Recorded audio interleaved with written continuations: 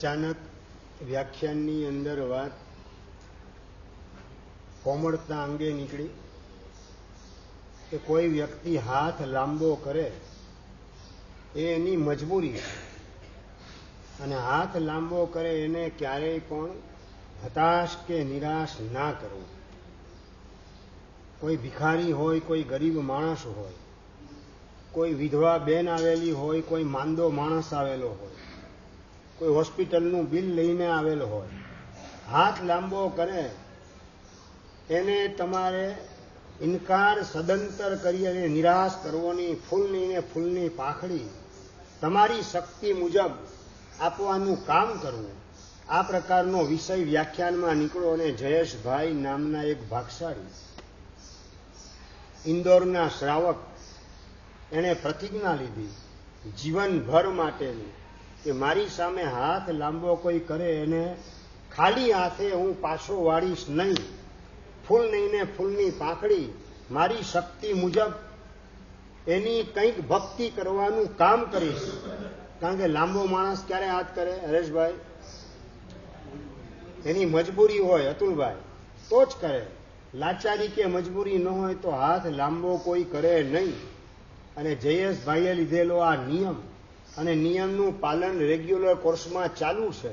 એની ઓફિસે પણ કોઈ માણસ મદદ માટે આવે એને પણ હતાશ કે નિરાશ કરવાનો ની 500, 1000, 2000 પોતાની જે શક્તિ હોય એ મુજબ ભક્તિ કરવાનું કામ. ભિખારી વગેરે હોય એને પણ પોતાની શક્તિ મુજબ આપવાનું કામ કરે. પણ નિયમ તમે લો એટલે ક્યારેક કસોટી આવે નિશ્ચિત છે. નિયમ લો, પ્રતિજ્ઞા લો એટલે તમારા સત્વની પરીક્ષા થાય અને એ આપણા સત્વની પરીક્ષા થાય. એની અંદર આપણે ટકી રહીએ તો જ્યાં છીએ ત્યાંથી આપણને પ્રમોશન આપવાનું કામ ધર્મ મહાસત્તા કર્યા વિના રહી. આપણે આપણું આંતરિક ડેવલપમેન્ટ કરવા માટે આપણી પ્રતિજ્ઞા, આપણા નિયમો, આપણા સંકલ્પો એને મજબૂત રીતે વળગી રહેવાનું છે. એક વખત બારગામ જવાનો આવેલો પ્રસંગ અને જયેશભાઈ થોડા લેટ પડ્યા. રેલવે સ્ટેશને પહોંચે છે ઝડપથી, હાથની અંદર સુટકેસ છે અને ઝડપથી એન્ટ્રી કરીને જે ગાડીમાં બેસવાનું છે ગાડી એની સીટી વાગેલી છે ને ગાડી ઉપડવાની તૈયારી થાય. ગાડી સહેજ સ્ટાર્ટ થઈ ધીમેથી જયેન્દ્રભાઈ અને ઝડપથી પેલા જયેશભાઈ અંદર એન્ટ્રી કરે, બસ જલ્દી આ ગાડીની અંદર ભૂસકો મારીને ચડી જાઓ. અને એ જ વ્યક્તિએ એ વખતે એક ભિખારીએ હાથ લાંબો કર્યો, સેટ કંઈક આપો.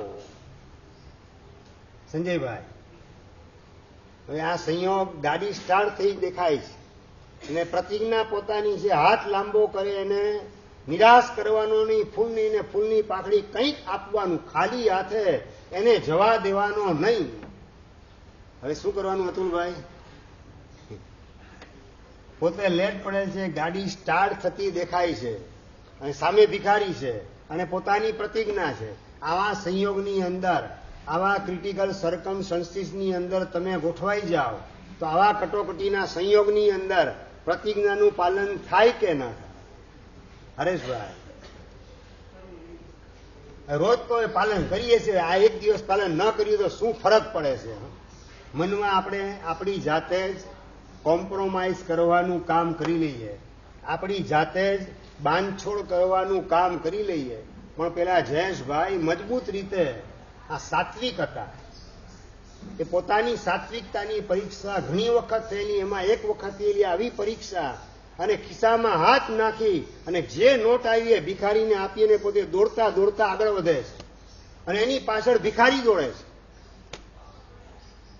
ગાડીમાં ચડતા જ ભિખારી, શેઠ આ 2000ની નોટ તમે આપી દીધી છે. શું કરવાનું દર્શનભાઈ? ગાડી સ્ટાર્ટ થઈ ગઈ છે અને જરાય મન બગાડ્યા વગર રાખ તારી પાસે, આટલું બોલી અને ગાડીની અંદર ચડી ગયા. આ ટેમ્પલ ઓફ ઇન્ટેગ્રિટીની વાત કરવી છે આજે. ઇન્ટેગ્રિટી એટલે આપણી સાત્વિકતા, લીધેલા નિયમો, અભિગ્રહો એ બધાનું પાલન કટોકટીના સંયોગમાં કરવાનું આવે. એ વખતે આપણી નખ શીખ સાત્વિકતા એને જાળવવી છે, એને બળવાન બનાવવી છે અને એને વધારવાનું કામ કરવું છે. આવા પ્રકારનો સંકલ્પ આપણે રાખીએ તો અત્યારે જે પોસ્ટ ઉપર આપણે પહોંચેલા છીએ એના કરતા ઊંચી પોસ્ટ ઉપર ધર્મ સત્તા આવતા ભવની અંદર આપણને ગોઠવ્યા વિના રહેવાની નથી. પણ મહત્વનો પ્રશ્ન આપણી સાત્વિકતાનો છે. કટોકટીના સંયોગની અંદર આપણે બિલકુલ બાંધછોડ કરવી નથી. ગમે તેવી તકલીફ વેઠીને પણ 2000ની નોટ આપવાની આવી છતાં આપ્યા બાદ મનની પ્રસન્નતાને બગાડવાનું કામ જયેશભાઈ બિલકુલ કરતા નથી. ક્યારેક ક્યારેક આવી કુદરત કસોટી લઈ અને એની અંદર પાસ થવાનો આનંદ એ પણ અનેરો હોય છે. જેટલી પરીક્ષા અઘરી અને પાસ થાવ તો એનો આનંદ એ પણ ઊંચામાં ઊંચો. આ અઘરી પરીક્ષા આવી ગઈ હતી પણ એમાં પાસ થવાનો આનંદ એના કારણે પ્રસન્નતાનો પમરાટ પોતાના મોઢા ઉપર ફેલાયેલો હતો. બસ આપણે પણ આપણા નિયમો અભિગ્રહ જે કંઈ લીધેલા હોય, કટોકટી તમે નિયમ લીધેલો હોય બટેટા ડુંગળી લસણ ખાવા નહીં, અને બહારગામ ગયા હોટલમાં જમવાનો પ્રસંગ આવ્યો, શું કરવાનું અભિષેક? શું કરવાનું? શું સંજયભાઈ? હા, શું વાત કરો? બાંધછોડ? તમે બાંધછોડ કહો છો. શાસ્ત્રકાર કે નિયમ તોડવાનું આ પાપ કહેવાય, બાંધછોડ ન કહેવાય. શું કહેવાય? આ નિયમ તોડવાનું પાપ કહેવાય, પ્રતિજ્ઞા તોડવાનો મોટો ગુનો કર્યો કહેવાય. આપણે બાંધછોડ એવા મીઠા શબ્દો એના દ્વારા કોમ્પ્રોમાઇઝ કરી લઈએ છીએ. તમે શાસ્ત્રકાર જેને દાવાનળ તરીકે ઓળખાવે એવો ક્રોધ, અને તમે શું કહો દર્શનભાઈ? આ તો this is my remote control. આના દ્વારા તો ઘરના દુકાનના બધા લોકોને મારા કંટ્રોલમાં રાખવાનું કામ કરું છું. આ તો રિમોટ કંટ્રોલ છે મારો. જેને દાવાનળ તરીકે ઓળખાવે ભગવાન એવો ક્રોધ, એને આપણે રિમોટ કંટ્રોલનું રૂડું રૂપાળું લેબલ લગાડી અને એનો છૂટથી ઉપયોગ કરવાની અંદર જોડાતા હોઈએ છીએ. શાસ્ત્રકાર ભગવાન જે અહંકારને થાંભલાની ઉપમા આપવાનું કામ કરે કે આ માન કશાય અહંકાર એ થાંભલા જેવો નડનારો છે, અને એ અહંકારને માન કશાયને તમે લોકો આ તો મારી પ્રેસ્ટીજ છે, આ તો મારી ગુડવિલ છે, આ પ્રેસ્ટીજ ઇમેજ ને ગુડવિલ આવા રૂડા રૂપાળા લેબલ આપી અને માન કસાયને તગડો બનાવવાની દિશાની અંદર તમે અટવાઈ જાઓ છો. જે માયાને નાગણ તરીકે સાપણ તરીકે ઓળખાવાનું કામ શાસ્ત્રકાર કરે છે.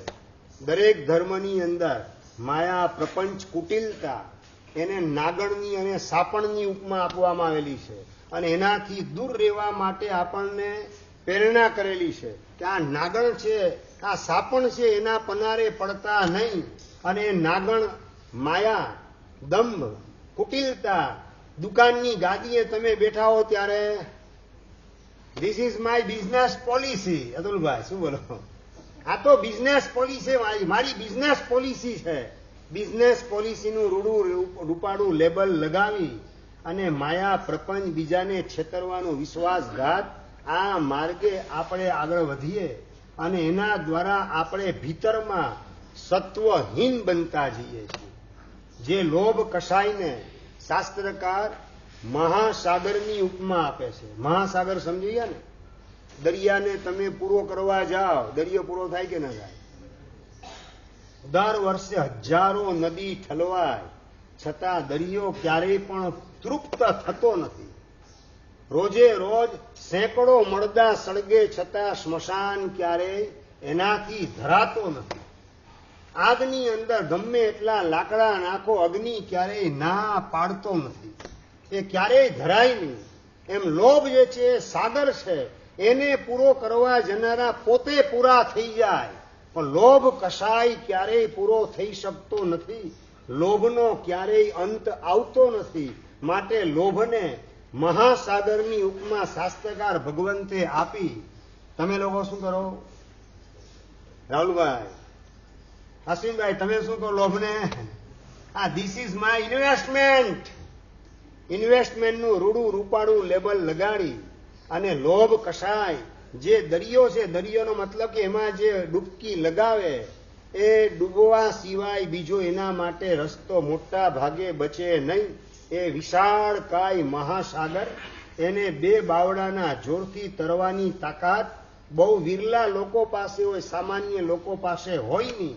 એટલે લોભથી આપણને બચાવવા માટે એને મહાસાગરની ઉપમા શાસ્ત્રકારોએ આપેલી છે. અને તમે લેબલ બદલી નાખ્યું કે ધીસ ઇઝ માય ઇન્વેસ્ટમેન્ટ. હવે ઇન્વેસ્ટમેન્ટ તો ભાઈ હરેશભાઈ શું હોય, વધારવાનું જ હોય ને. પછી તો આ રૂડા રૂપાળા લેબલ લગાવીને આપણે સત્વહીન બનતા જઈએ છીએ. આપણે આપણી જાતને માનવનો મનખો મેળવ્યા પછી ટેમ્પલ ઓફ ઇન્ટેગ્રિટીની અંદર કન્વર્ટ કરવાની છે આપણી જાતને. સાત્વિકતાનું મંદિર આપણે ખુદ બનવાનું છે. ક્યાંય પણ આ વિષય કસાયના પનારે પડી, ક્રોધ માન માયા લોભના પનારે પડી અને આપણે અંદરથી ખોખલા થવું નથી, સત્વહીન બનવું નથી, નિર્વીર્ય બનવું નથી. આવા પ્રકારનો સંકલ્પ કરવાની આવશ્યકતા છે.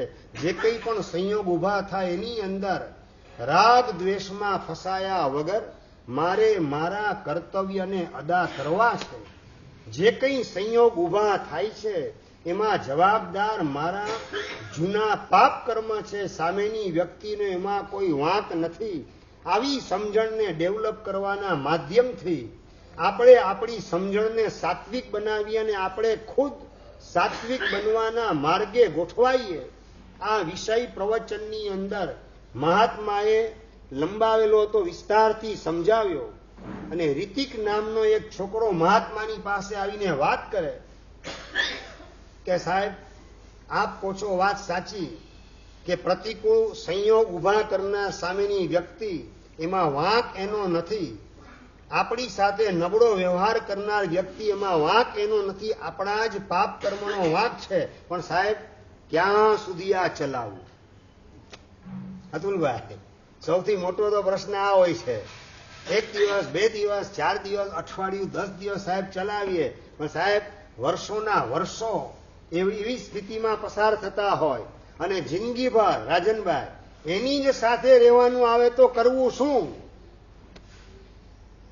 અને આચાર્ય ભગવાન વાત કરે છે કે આ કળિયુગની અંદર મોટા ભાગે જૂના પાપના હિસાબો ચૂકવવા માટે, જૂના વેરના અનુબંધો પૂરા કરવા માટે એ જીવોને કર્મ સત્તા એ મા અને દીકરા તરીકે ગોઠવે, બાપ અને દીકરી તરીકે ગોઠવે, ભાઈ અને બેન તરીકે ગોઠવે, સાસુને વહુ તરીકે ગોઠવે, શેઠ અને નોકર તરીકે ગોઠવે, તમારા પાડોશી તરીકે ગોઠવે.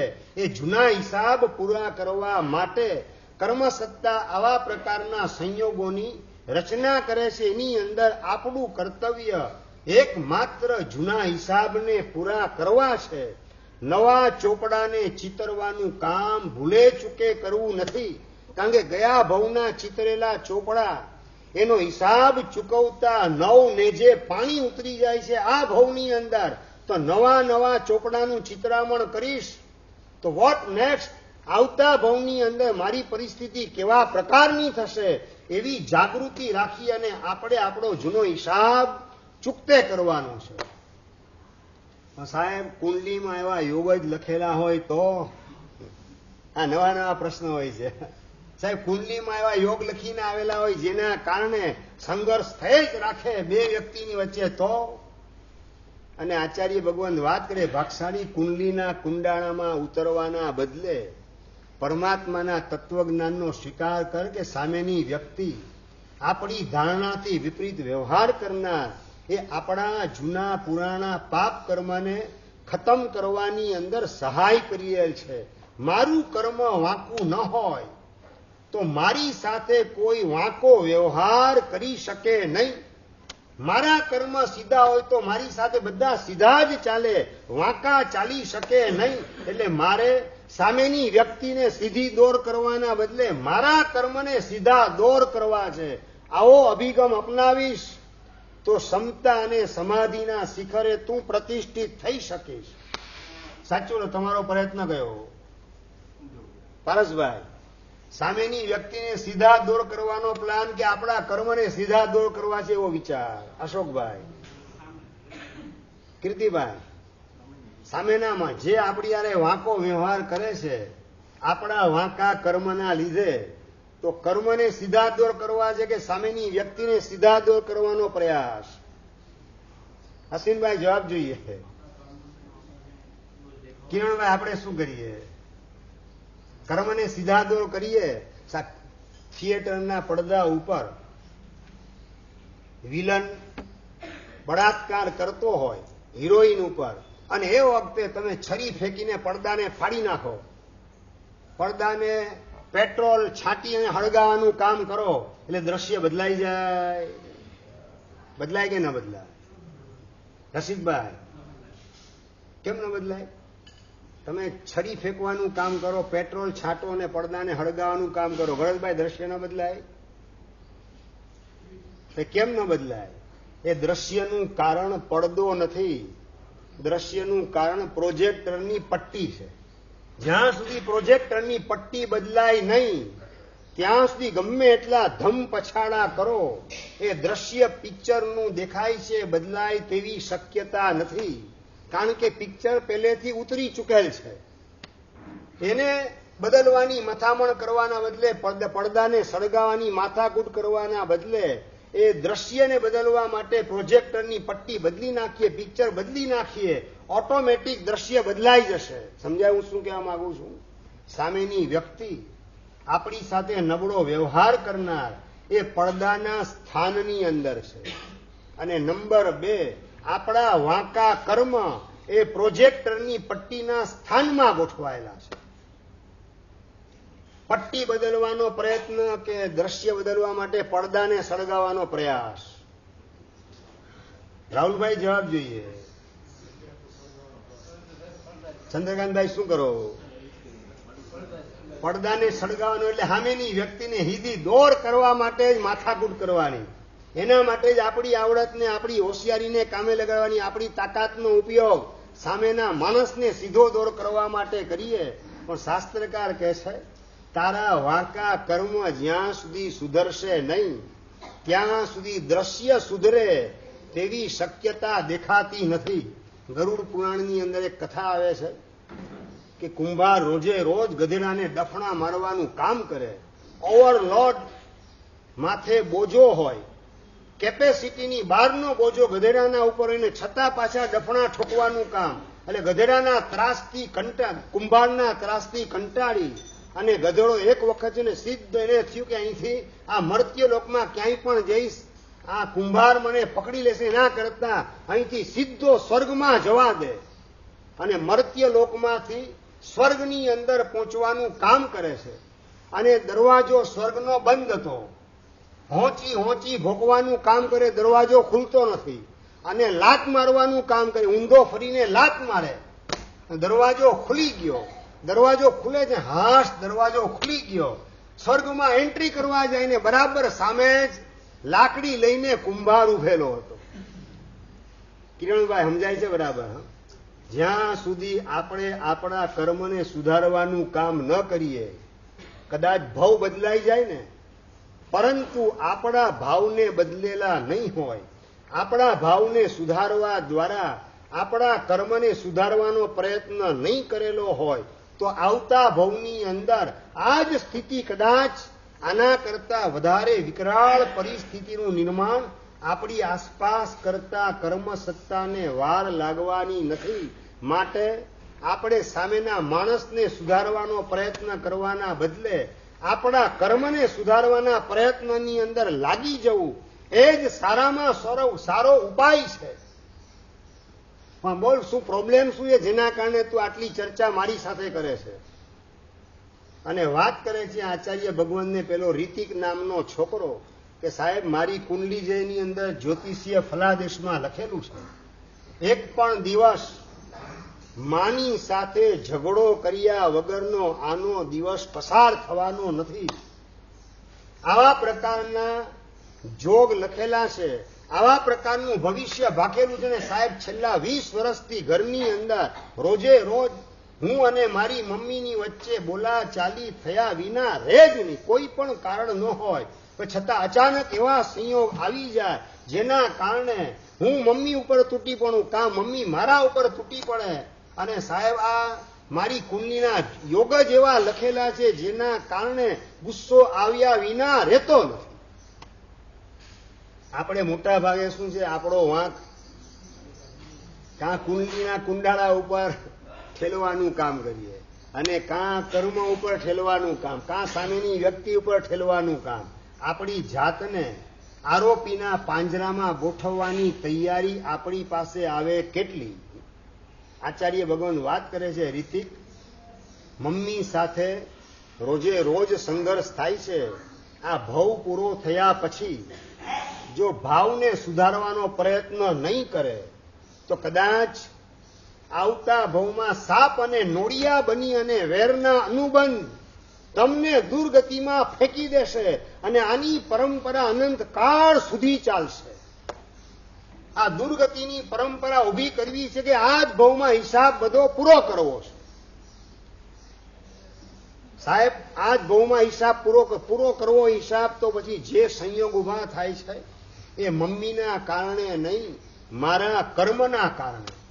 મમ્મીના મોઢામાંથી કદાચ ઉગ્ર શબ્દ નીકળે, કડવા શબ્દ નીકળે, એમાં વાંક મમ્મીનો નથી, મારા પાપનો વાંક છે.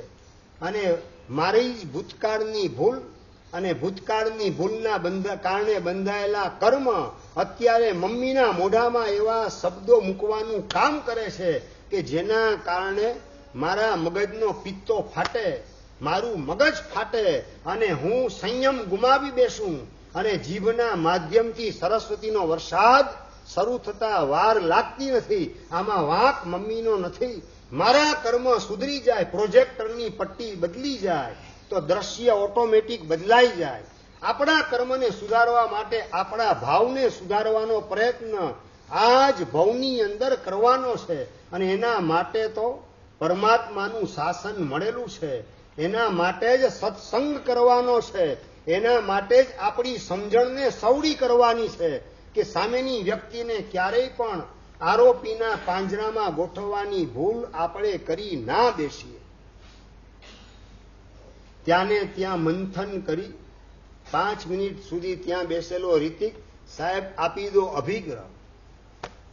જિંદગીમાં ક્યારેય પણ હવે મમ્મીની સામે ગુસ્સે થવાનું નહીં, કડવા શબ્દ બોલવાના નહીં, અને જે કંઈ પણ કરે એમાં માત્ર પોઝિટિવ રિસ્પોન્સ આપવાનો, નેગેટિવિટી બિલકુલ નહીં, ક્યાંય રિએક્શન મારે દેખાડવાનું નહીં.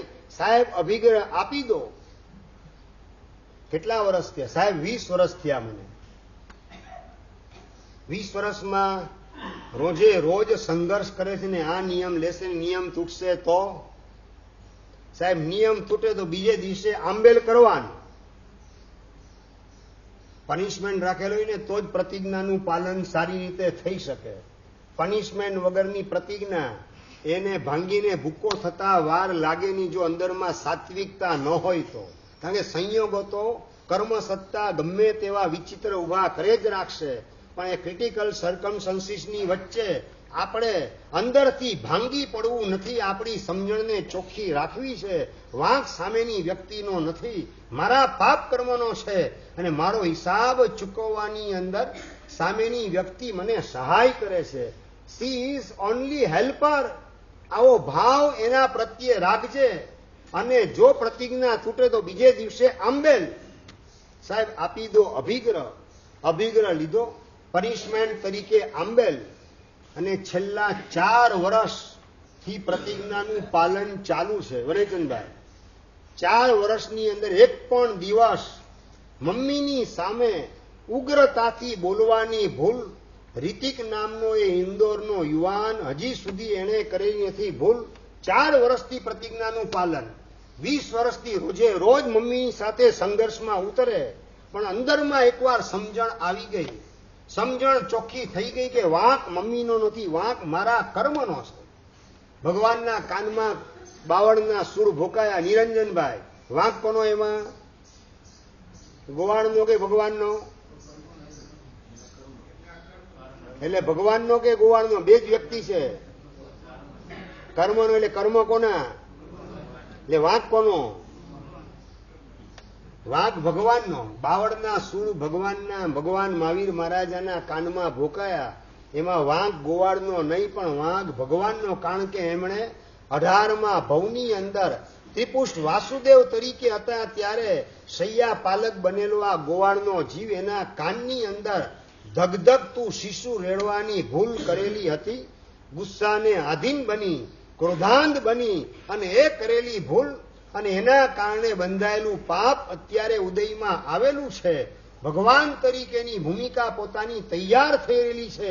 એવા સંયોગની અંદર કર્મ સત્તા જૂનો હિસાબ વસૂલ કરવા માટે પેલા ગોવાળને મોકલી આપે અને કાનની અંદર બાવળિયાના સૂળ ભોકવાનું કામ પેલો ગોવાળ કરે. વાંક એમાં ભગવાનનો, ગોવાળનો નહીં. તો તમને કોઈ ગાળ આપે એમાં વાંક તમારો કે સામેવાળાનો? હું વાત કરો, ગડબડ કેમ થઈ ગઈ ભાઈ? ગોવાળ જે સૂળ ભોકે છતાં વાંક જો ગોવાળનો ન હોય, ભગવાનનો હોય, તો કોઈ ગાળ આપે તો વાંક એનો કે મારો? મારા કર્મ વાંકા ન હોય તો કોઈ મને ગાળ આપી ના શકે. મેં પેલા કોઈ ભૂલ કરેલી ન હોય તો મારું કોઈ અપમાન કરી ના શકે. મેં કોઈની સાથે વિશ્વાસઘાત કરેલો ન હોય તો મારી સાથે કોઈ વિશ્વાસઘાત આ ભવની અંદર કરી ના શકે. આવી કર્મની સમજણ તમારી પાસે મળે કે ના મળે? ભાઈ, ટેમ્પલ ઓફ ઇન્ટેગ્રિટી તરીકે આપણી જાતને કન્વર્ટ કરવા માટે, આપણી જાતને સાત્વિકતાના મંદિર રૂપે કન્વર્ટ કરવા માટે આ સમજણ કેળવવી અનિવાર્ય છે. ક્યાંય કોઈના પ્રત્યે દ્વેષ કે દુર્ભાવ મનની અંદર થાય નહીં.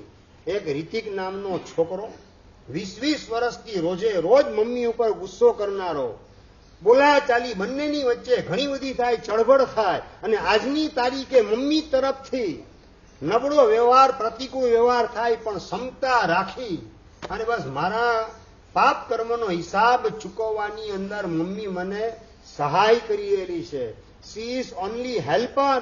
આવા પ્રકારનો પરિણામ ટકાવી પોતાની સાત્વિકતાને વધારે ને વધારે ખીલવવાના પુરુષાર્થની અંદર આ 24 વર્ષની ઉંમરે ગોઠવાયેલો રીતિક પોતાની સમજણને વધારે મજબૂત કરવાનું કામ મમ્મી પ્રભુ ભગવાન મહાવીર મહારાજાના તત્વ જ્ઞાનને પાક્કું કરવાની અંદર સહાય કરેલી છે.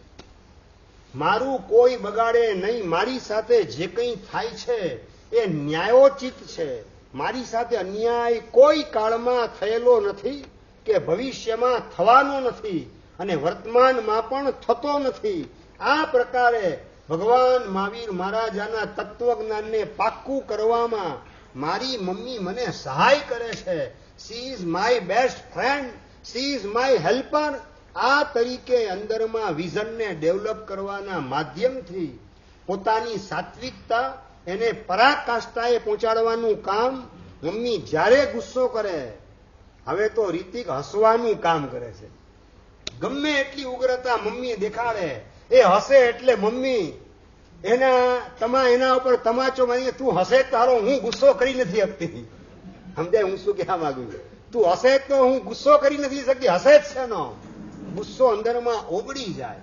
આપણે સાત્વિક બનીએ તો સામેની વ્યક્તિને પણ સાત્વિક બનવા માટેનો મોકો મળે. અને આ છેલ્લા 3-3.5 વર્ષ સુધી મમ્મીનો પરાકાષ્ઠાનો ગુસ્સો, અને છેલ્લા 6 મહિનાની અંદર મમ્મીએ પોતાનો સ્વભાવ બદલી દીધેલો છે. શેના કારણે સ્વભાવ બદલાયો?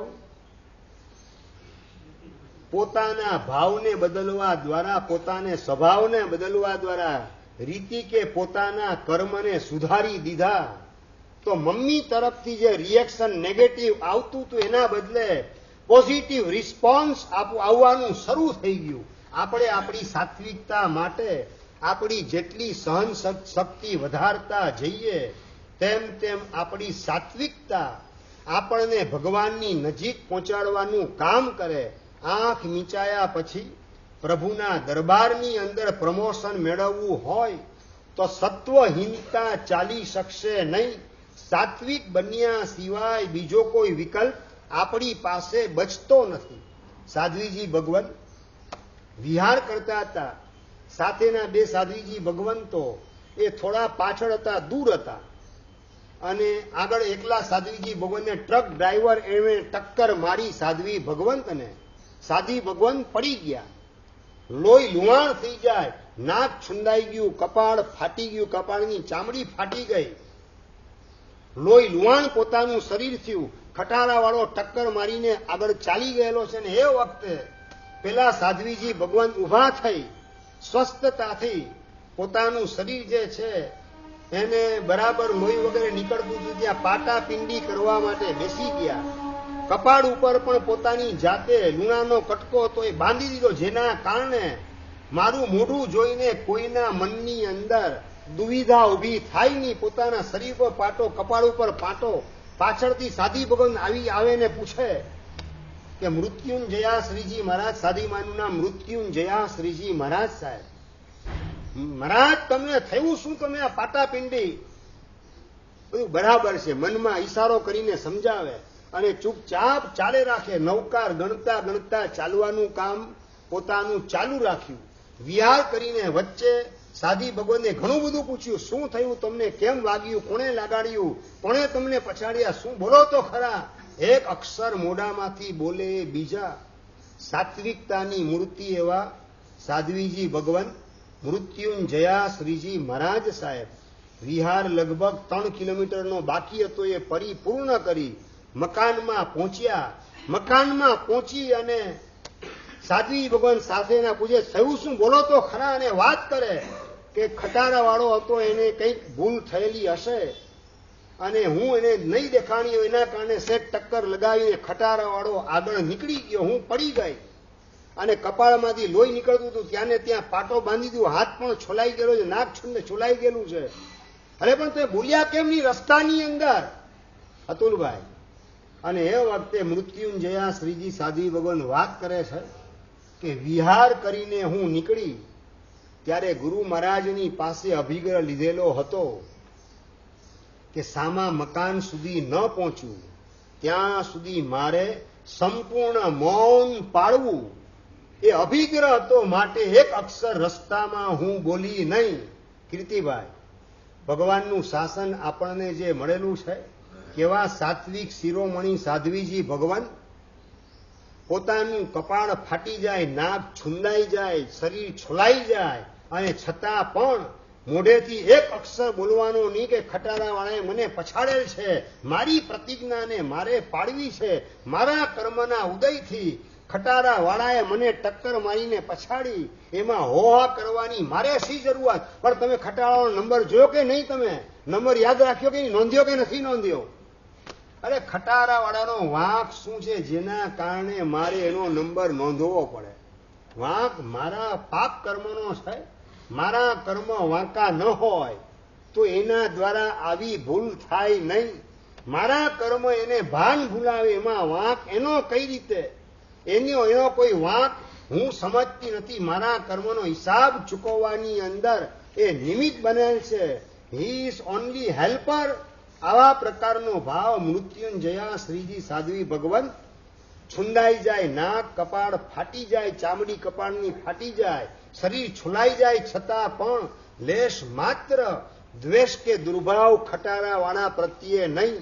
અને નંબર 2, પોતાની પ્રતિજ્ઞા અહીંથી વિહાર સ્ટાર્ટ કરીને સામા મકાનમાં, સામા ગામમાં પહોંચું ને મકાનમાં એન્ટ્રી ન કરું ત્યાં સુધી એક અક્ષર પણ મારે બોલવો નથી. આ લીધેલી પ્રતિજ્ઞા, એનું અણી શુદ્ધ પાલન, આમ કટોકટીની સ્થિતિનું નિર્માણ કરવા સત્તા કરે છતાં પણ અણી શુદ્ધ પ્રતિજ્ઞાનું પાલન કરવાની અંદર જરાય પીછેહટ કરવા માટે મૃત્યુંજયા શ્રીજી સાધ્વી ભગવંત તૈયાર નતા.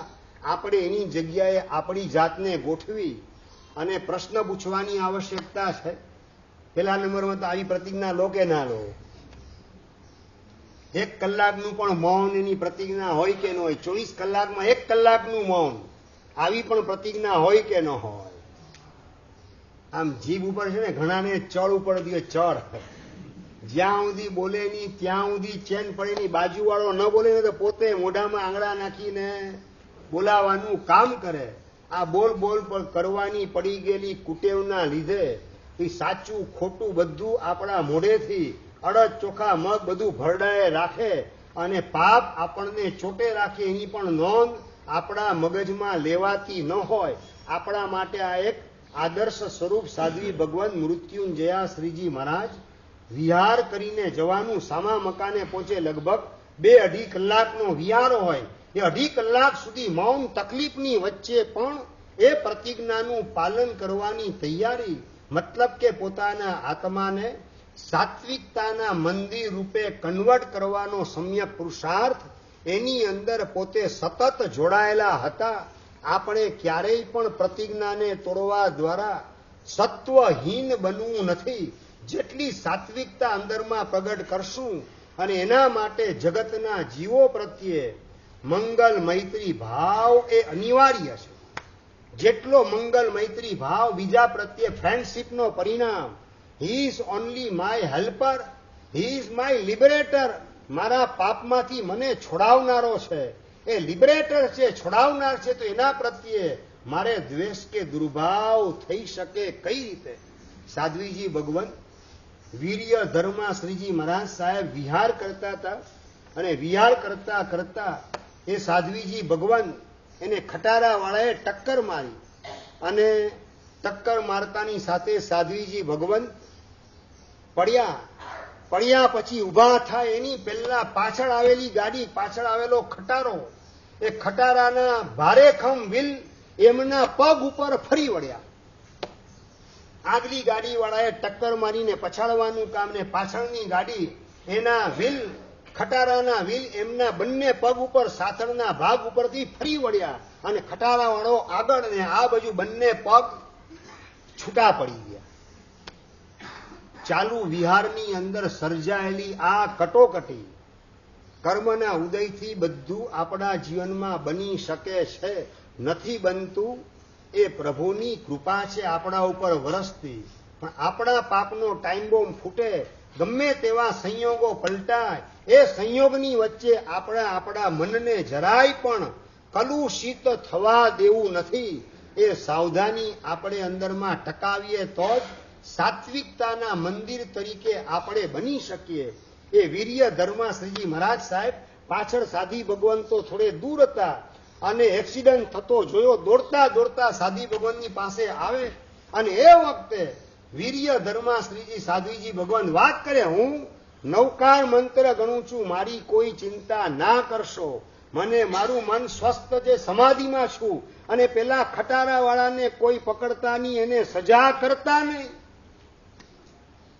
બંને પગ છૂટા પડી ગયા. એક્સિડન્ટ નહીં, ખાલી ફ્રેક્ચર નહીં, બંને પગ સાથળથી છૂટા પડી ગયા. પછી પણ ખટારા વાળા પ્રત્યે આવો મંગલ મૈત્રી ભાવ, એ ભીતરમાં કેવી નખશીખ સાત્વિક પ્રકૃતિ આત્મસાત કરેલી હશે કે મોતની વેદનાની વચ્ચે પણ ખટારા વાળાને માફી આપવાનો પરિણામ અને મોતની વેદનાની વચ્ચે પણ હું નવકાર મંત્રના જાપની અંદર લીન છું, મારી તમે ચિંતા કરશો નહીં.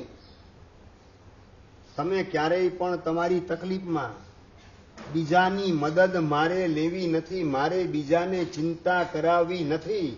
આવો પરિણામ તકલીફમાં જાગે કે ન જાગે? પારસભાઈ, તકલીફ આવે એટલે લગભગ આપણે કોઈ ભેગું થાય ને એટલે રોદણા રડવાના જ કામ કરીએ. આ અંદરમાં કુટેવ પડેલી છે, રજનું ગજ કરવાની. નાનકડી તકલીફ આપણી હોય એને વિરાટ સ્વરૂપ આપવાનું કામ. રાતના ઓલો હોટલની અંદર સુતેલો માણસ રાતના લગભગ 1-1.5 વાગ્યાના સમયે ચીસ પાડવાનું કામ કરે અને મેનેજરની રૂમ બાજુમાં હતો. મેનેજર દોડતો આવે, દરવાજો ખખડાય, ઓલો દરવાજો ખોલે, શું ચીસ કેમ પાડો છો? અરે તમારી આ હોટલ છે કે શું ખબર નથી પડતી? થયું શું? ભાગશાળી બોલો તો ખરા. તમારો બેડરૂમ પેક છે, બંધ છે, તમે એકલા જ છો બેડરૂમની અંદર, કોઈ માણસ તો દેખાતું નથી, શેની તમે બુમાબુમ કરો છો? અરે પણ હમણાં હું સૂતો હતો અને મારી છાતી પર ગરમીના દિવસો છે એટલે ગંજી કાઢી નાખી, શર્ટ કાઢીને સૂતો હતો, મારી છાતી ઉપરથી એક મકોડો પસાર થતો હતો.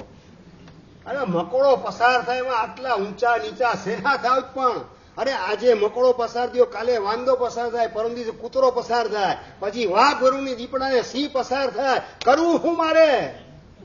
અતુલભાઈ સમજાય ત્યાં રજનું ગજ કરવાનું કામ સત્વહીન પ્રકૃતિ હોય, સાત્વિકતા ન હોય તો રજનું ગજ કરી ગામની પાસે રોદણા રળવા સિવાય બીજું કંઈ થાય નહીં. મતલબ કે આર્ત ધ્યાનની અંદર સતત પોતે શેકાતો હોય.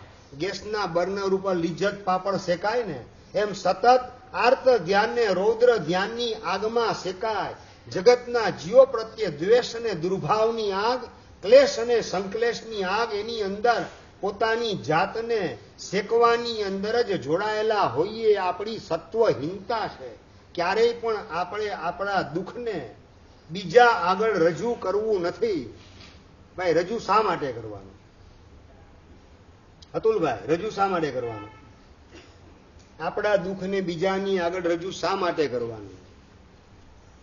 રાજનભાઈ જવાબ જોઈએ. સામે વાળો તમને માનો કે હાર્ટ એટેક આવ્યો, બ્રેન એટેક આવ્યો, પેરાલિસિસ ને એટેક આવ્યો, માનો જોને તોની ભાષામાં તમે ગામને કહો કે મને એટેક આવી ગયો એટલે ઓલા વેદનામાં ભાગ પડાવે. સમજી રાખો આ દુનિયાની અંદર ક્યાંય દુઃખના બજાર નથી. કારણ કે દુઃખના કોઈ ઘરાક છે જ નહીં. કોઈ દુઃખમાં ભાગ પડાવતું નથી. નંબર 2, કોઈ દુઃખમાં ભાગ પડાવવા ઈચ્છતું પણ નથી. અને નંબર 3, કોઈ દુઃખમાં ભાગ પડાવી શકે એવી એની પાસે તાકાત નથી. તમારો કેન્સર એ લઈ લે, તમારો એટેક એ લઈ લે, હાર્ટ એટેક, બ્રેઇન એટેક કે પેરાલિસિસ ને એટેક એ તમારો મિત્ર લઈ લે, પત્ની લઈ લે, એવી એની કોઈ તાકાત પણ છે નહીં. કુદરતમાં એવી કોઈ જોગવાઈ ગોઠવવામાં આવેલી નથી. દુનિયામાં ક્યાંય દુઃખના બજાર નથી. કારણ કે દુઃખના કોઈ ઘરાક નથી. તો આપણે દુઃખના રોદણા રોઈ અને માત્ર પાપ બાંધવાના, પાપના પોટલા ઉભા કરવાના, એનો બોજો વધારવાનો, આવી ભૂલ શા માટે કરવી? આ વીર્ય ધર્મા શ્રી સાધ્વીજી ભગવાન ખટારા વાળાને પણ માફ કરવાનો પરિણામ. હું નૌકાર મંત્રના જાપમાં લીન છું, મારી તમે ચિંતા ના કરશો. અને ત્યાંને ત્યાં સાધ્વીજી ભગવાન નૌકારનો જાપ કરતા કરતા માત્ર 5 મિનિટની અંદર પોતાનું પ્રાણ પંખેરું ઉડી ગયું. દીક્ષાના માત્ર 6 વર્ષ પસાર થયા પછી બનેલી આ દુર્ઘટના. પણ એની વચ્ચે પણ પોતે અંદરમાં ટકાવેલી સાત્વિકતા, અંદરમાં કેળવેલો મંગલ મૈત્રી ભાવ, અંદરમાં ટ્રક ડ્રાઈવર પ્રત્યેનો ક્ષમાપનાનો ભાવ, માફી આપવાનો મંગલ પરિણામ, અંદરમાં નૌકાર મંત્ર પ્રત્યેની પૂરેપૂરી શ્રદ્ધા, પોતાના મનને માત્ર નમસ્કાર મહામંત્ર એના જાપની અંદર લીન કરી દેવાનું, છોડી દેવાનું. ક્યાંય હાઈવોયની કોઈ ફરિયાદ નહીં, કોઈ ઉદ્વેગની, કોઈ આર્ત ધ્યાન નહીં. ખટારાવાળા ડ્રાઈવર પાસે પ્રત્યે પણ લેશ માત્ર દ્વેષ કે દુર્ભાવ નહીં. શું સમજાય? કઈ રીતે આ ડ્રાઈવર ચલાવે જ ગાડી? આવા કોઈ અંદરમાં એના પ્રત્યે ક્લેશ કે સંકલેશના પરિણામ સાધ્વીજી ભગવંતે ઉભા કર્યા નહીં. હું તમને કહું, અંતિમ સમયે મનને બગાડી ક્લેશને સંકલેશ કરો, શું રિઝલ્ટ શું આવે? ભરતભાઈ રિઝલ્ટ શું આવે? તકલીફ મટી જાય. ભાઈ દુઃખ રવાના થઈ જાય ને સુખના સ્વર્ગમાં પ્રવેશ થાય. કે એ વખતે આયુષ્ય બંધાય તો પરલોકમાં દુર્ગતિ સિવાય બીજે ક્યાંય એન્ટ્રી મળે નહીં. કઈ પરિસ્થિતિ કઈ ઊભી થાય? હરેશભાઈ જવાબ જોઈએ. નિરંજનભાઈ કઈ સ્થિતિ ઊભી થાય? આપણે આપણા મનને લેશ માત્ર પણ બગડવા દેવું નથી. સામેની વ્યક્તિ એ માત્ર મારા પાપ કર્મને છોડાવવામાં સહાય કરેલી છે. વાંક એનો નથી, વાંક મારા કર્મનો. અને કર્મ પણ જળ છે, કર્મનો પણ વાંક શું કાઢીએ? મેં ભૂલ કરી હશે, મેં કોકની સાથે અન્યાય કરેલો હશે, મેં કોકની સાથે વિશ્વાસઘાત કરેલો હશે, માટે મારી સાથે વિશ્વાસઘાત થાય છે, મારી સાથે અન્યાય થાય છે. પણ આ અન્યાય નથી, બધું મારી સાથે ન્યાયોચિત છે. મારા આત્માને પાપમાંથી છોડાવવા માટે આ બધા સંયોગો આસપાસમાં ઊભા થઈ રહેલા છે. એની વચ્ચે મારે મારી ક્ષમતાને લેશ માત્ર ચલાયમાન કરવી નથી.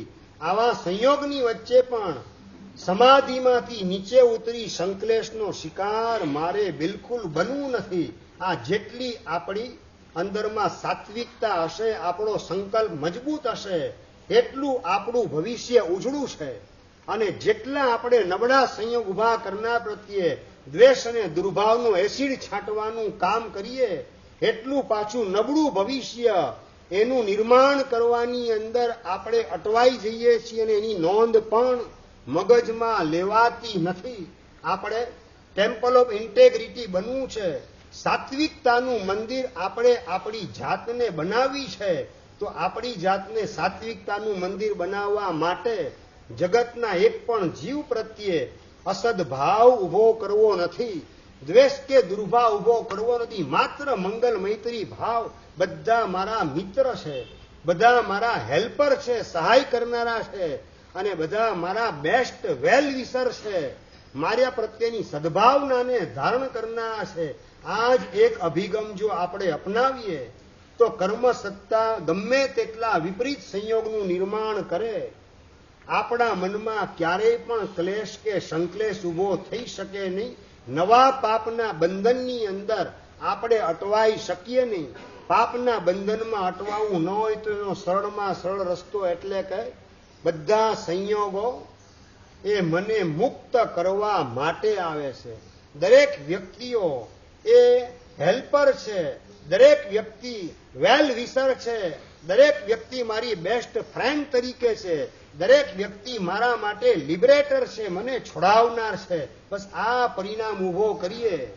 શ્રીશભાઈ, આપણને દુખી કોણ કરી શકે? જ્યાં સુધી આપણે આપણી સમજણને પલટાવવાનું કામ નહીં કરીએ ત્યાં સુધી સમજી રાખો, સંયોગને પલટાવવાનું કામ આપણા હાથમાં નથી. તમારો દીકરો, તમારી દીકરી, તમારી પત્ની, એના સ્વભાવને સુધારવાનું તમારા હાથમાં છે. તમારા શરીરની નબળી પ્રકૃતિ હોય એને સુધારવાનું તમારા હાથમાં છે. એ કર્મ સત્તાએ જે નિર્માણ કરેલું છે એ જ સંયોગ આસપાસમાં ગોઠવાયેલા છે. સંયોગને પલટવાની તાકાત આપણી નથી, પણ આપણા સ્વભાવને સુધારવાની તાકાત પ્રત્યેક વ્યક્તિ પાસે છે. સંયોગને સુધારવાની તાકાત એક પણ વ્યક્તિ પાસે નથી, અને પોતાના સ્વભાવને સુધારવાની તાકાત પ્રત્યેક વ્યક્તિને કુદરતે આપેલી છે. આપણને મળેલી સ્વતંત્રતા આપણા સ્વભાવને સુધારવા માટે છે, સંયોગને સુધારવા માટે નહીં, સામેની વ્યક્તિને સુધારવા માટે નહીં. અને જે સામેની વ્યક્તિને સુધારવા માટે જાય અને સફળતા ન મળે એટલે ક્લેશ, સંકલેશ, દ્વેષ અને દુર્ભાવ સિવાય એની પાસે બચે શું? ભાઈ, પ્રશ્નનો જવાબ જોઈએ. માત્ર પ્રવચન સાંભળવું નથી, જવાબ જોઈએ. સફળતા સામેની વ્યક્તિને સુધારવામાં મળે કે આપણી જાતને, આપણા સ્વભાવને સુધારવામાં મળે? સરળ કાર્ય કયું? એમ સમજણ તો પૂરેપૂરી છે. આપણી જાતને સમજાવી, આપણી જાતને સુધારવી એ બહુ સરળ કાર્ય છે. સમજ્યા પછી પણ પ્રયત્ન કઈ દિશાનો? બીજાને સમજાવવાનો ને બીજાને સુધારવાનો, કે જાતને સમજાવવાનો, જાતને સુધારવાનો? બીજાને સુધારવાનો એ પ્રયત્ન બહુ અઘરો છે, એ કાર્ય અઘરું છે, એમાં સફળતા મળવાની શક્યતા ઓછી છે. અને મારી જાતને સુધારવાનું કાર્ય સરળ છે અને સ્વાધીન છે. બીજાને સુધારવા માટે તમે પરાધીન છો. જ્યાં સુધી એનું વાંકું કર્મ સીધું ન થાય ત્યાં સુધી એને સુધારવામાં તમને સફળતા મળવાની શક્યતા નથી. અને સફળતા ન મળે મહેનત કર્યા પછી પણ, એટલે મોટા ભાગે શું રિઝલ્ટ આવે? અશોકભાઈ, માત્ર ગુસ્સો, દ્વેષ, દુર્ભાવ અને વેરની ગાંઠ મનમાં બાંધવાનું. આના સિવાય પોઝિટિવ રિઝલ્ટ બીજું શું આવે? બીજું કોઈ પોઝિટિવ રિઝલ્ટ દેખાવાનું નથી. તો મારે મારી જાતે જ દુઃખી થવાના માર્ગે ડગલા શા માટે માંડવા? હા, કદાચ દીકરો દીકરી હોય ને સમજાવવા, એને સુધારવા એ તમારી ડ્યુટી તરીકે સમજો તો એ વ્યવહારથી, કૌટુંબિક દ્રષ્ટિએ મારે મારી ફરજ અદા કરવી છે, પણ એના પ્રત્યે મનમાં દ્વેષ કે દુર્ભાવ ઉભો કર્યા વગર મારે મારી ફરજને અદા કરવી છે. એના પ્રત્યે દ્વેષને દુર્ભાવ ઉભો કરવું, સમજી રાખવામાં રિઝલ્ટ શું આવે ખબર છે? એના પ્રત્યે મનમાં દ્વેષ દુર્ભાવ રાખી અને એને સુધારવાનું કામ તમે કરતા હો. અને નંબર 2, એના પ્રત્યે દ્વેષ દુર્ભાવ રાખ્યા વગર મારા કર્મ કોઈક વાંકા છે, માટે મારી સાથે એનો આ પ્રકારે વ્યવહાર થાય છે, લાવ એક પ્રયત્ન કરી જાઉં, એનું ભવિષ્ય ઉજળું બને એના માટે, મારું સંતાન છે એનામાં સારા સંસ્કાર આવે અને આવો નબળો વ્યવહાર કરવા દ્વારા નબળું ભવિષ્ય પોતાનું ન બનાવે, એ આશયથી તમે સમભાવે શાંત ભાવે એને સમજાવવાનો પ્રયત્ન કરો. બંનેમાં ફરક શું પડે? કિરણભાઈ, ફરક શું પડે? દ્વેષ દુર્ભાવ રાખો એની અંદર સફળતા ન મળે. કેમ ન મળે? એના પ્રત્યે મંગલ મૈત્રી ભાવ જીવંત રાખીને સમજાવવાનો પ્રયત્ન કરો, એમાં સફળતા મળે સરળતાથી. દ્વેષ દુર્ભાવ મનમાં સંઘરી અને તમે સમજાવવાનો પ્રયત્ન કરો, એમાં સફળતા ન મળે. પ્રશ્ન એ છે શા માટે?